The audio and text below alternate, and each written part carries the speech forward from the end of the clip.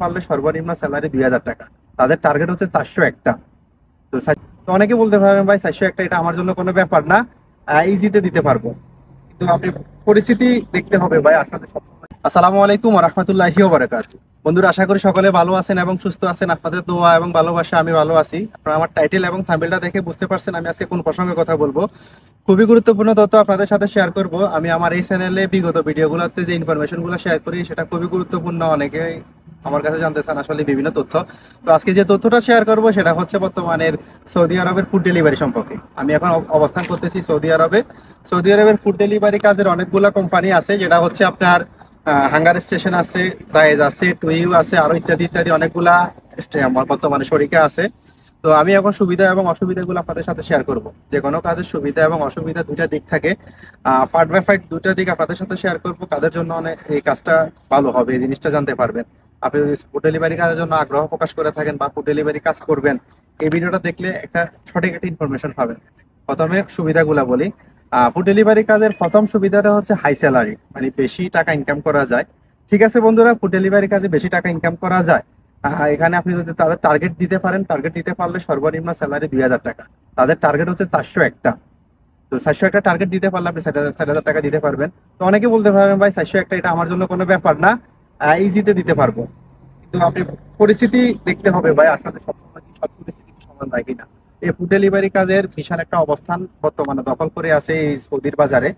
তো আসলে এই ফুড ডেলিভারি কাজে অনেকগুলো পরিবর্তন আসছে, যেটা আগে ১ মাস আগেও ছিল না। যে হাঙ্গার স্টেশন যেটা আমার সাথে দেখতে পাচ্ছেন, হাঙ্গার স্টেশনের যে অ্যাপসটা আছে, অ্যাপস এর মধ্যে অনেকগুলো পরিবর্তন আসছে তাদের রুলস এবং রেগুলারে। তো যেটা হচ্ছে আগে কিন্তু শিফট সিস্টেম ছিল না। আগে আপনি আইডিটা অন এখন ইচ্ছে করলে এখনই অন করে বেরোতে পারতেন। মানে যখন ইচ্ছা তখন ঘুমাতে পারতেন, বাসায় চলে যেতে পারতেন। এখন কিন্তু আপনি চাইলে ওভাবে করতে পারবেন না। এখন আপনি ১-২ দিন আগে আপনি শিফট নিয়ে রাখতে হবে, শিফট নিয়ে তারপরে কাজে নামতে হবে। আরো ইত্যাদি ইত্যাদি ঝামেলা আছে। আপনি শিফট নিয়ে যদি কাজ না করেন তাহলে আপনাকে কিন্তু সাসপেন্ড করে দিবে, মানে আপনাকে ব্রেক দিয়ে দিবে। তবে এগুলো কিন্তু ছিল না। তো যারা ফুড ডেলিভারি কাজ করবেন, আসার আগে যারা অভিজ্ঞ অভিজ্ঞ আছে, যারা সৌদি আরবে আছে বিভিন্ন কাজের সাথে, তাদের সাথে পরামর্শ করে আসার জন্য চেষ্টা করবেন। আর যারা বাইক চালাইতে পারেন তারা মনে করতেছেন যে আসলে কিন্তু তলব দিতে পারবেন, যেটাকে এখানে ডেলিভারি আমরা বলি, এটাকে তলব বলে আরবিতে। তো আসলে কিন্তু দিয়ে দিতে পারবেন এমনটা না। যে রেস্টুরেন্ট বলে, রেস্টুরেন্টকে এখানে মাতাম বলে। আপনি মাতাম থেকে আপনি ৫ কিলোমিটার, ১০ কিলোমিটার, ১৫ কিলোমিটার গিয়ে বাড়ি বাড়ি গিয়ে মানে বাসায় বাসায় গিয়ে দিয়ে আসতে হবে। তো আমি সাজেশন করবো আপনারা এই কাজ করার আগে একটু অভিজ্ঞতা অর্জন করেন, বিভিন্ন বা যারা অভিজ্ঞতা যারা অভিজ্ঞ আছে তাদের সাথে পরামর্শ করেন, তাহলে ইনশাল্লাহ কোনো সমস্যা হবে না। আর আসার সময় অবশ্যই অবশ্যই আপনারা ভালো এজেন্সি দেখে আসবেন, ভালো লোকের মাধ্যমে আসার চেষ্টা করবেন। সৌদি আরবে আমি দেখছি যে ভাই আসলে অনেকেই এসে কান্নাকাটি করতেছে। অনেকে মানে খাওয়ার যে খাবে এরকম টাকাও পাচ্ছে না। বর্তমান পরিস্থিতি এমন একটা অবস্থায় দাঁড়াইছে। আপনারা আপনাদের বিশ্বস্ত লোক এবং ভালো লোকের মাধ্যমে আসার জন্য চেষ্টা করবেন। বন্ধুরা, এতক্ষণ সুবিধাগুলো বললাম, এখন একটু অসুবিধাগুলো বলি। তো আমি তো বললাম যে আসলে সৌদি আরব আপনি আসলে যে বাইক চালাতে পারবেন এমনটা না। আপনি বাংলাদেশে এক সিস্টেমে বাইক চালাইছেন, এখানে কিন্তু সিস্টেম সম্পূর্ণ ভিন্ন।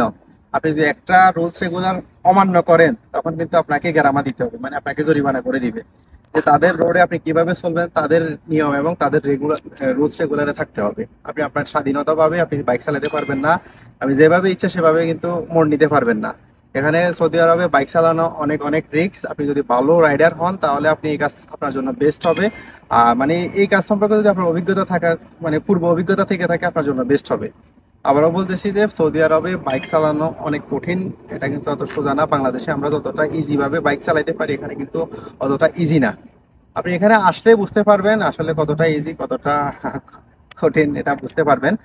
আশা করি বন্ধুরা বুঝতে পারছেন। নেক্সট টপিকে নেক্সট ভিডিওতে ফুড ডেলিভারি কাজ সম্পর্কে অনেকগুলো তথ্য শেয়ার করব। আপনারা যদি যে কোনো বিষয় সম্পর্কে জানতে চান কমেন্ট বক্সে কমেন্ট করবেন। ভিডিওটা ভালো লাগলে অবশ্যই লাইক করে পাশে থাকবেন। আসসালামু আলাইকুম ওয়া রাহমাতুল্লাহি ওয়া বারাকাতুহু।